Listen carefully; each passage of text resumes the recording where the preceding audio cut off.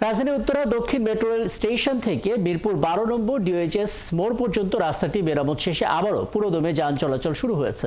Metro rail উদ্বোধনের জন্য one way রাস্তা করেছিল সেনাবাহিনী এবং এই রাস্তাটি উত্তরা থেকে মিরপুরে যাওয়ার সহজ উপায়, কিন্তু দীর্ঘদিন ধরে মেরামত না করায় খানাখন্দ আর বড় বড় গর্তে সেই রাস্তায় হয়ে ওঠে দুর্ভোগের অপর নাম। শেষ অবধি এই রাস্তাটি সংস্কার করে উত্তর সিটি কর্পোরেশন।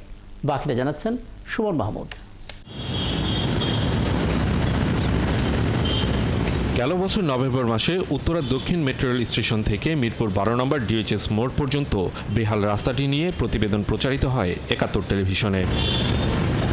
প্রতিবেদনে রাস্তায় চলাচলের দুর্ভোগের কথা জানিয়েছিলেন এলাকাবাসী।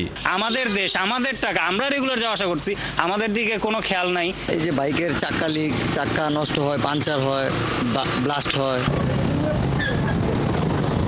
4 মাস না যেতেই সেই রাস্তায় মেরামতের কাজ শেষ করে উদ্বোধন করেছে উত্তর সিটি কর্পোরেশন।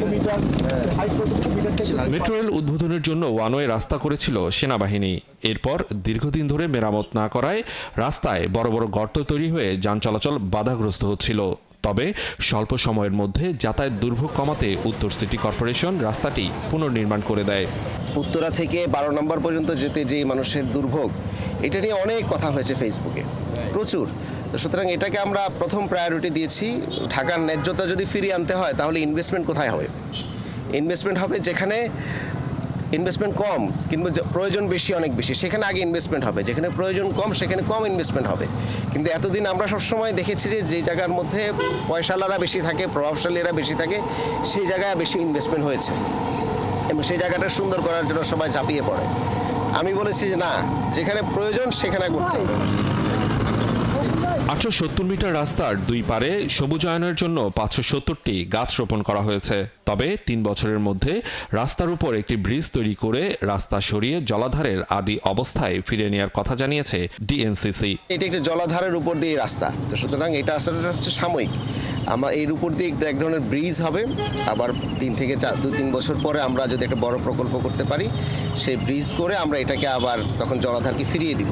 তো এই মুহূর্তে আমরা ক্যান্টনমেন্ট বোর্ডের কাছ থেকে এক ধরনের পার্সোনালি আমরা পার্সু করে আমরা এই রাস্তাটিকে আসলে সংস্কার করার অনুমতি পেয়েছি এবং সেটা আমরা করেছি, যেটা আগে অনেকে করতে পারেন নাই। পরে উত্তরা আজমপুর কাঁচা বাজার থেকে চামর খান পর্যন্ত রাস্তার উদ্বোধন করেন ডিএনসিসির প্রশাসক। সুমন মাহমুদ, ৭১, ঢাকা।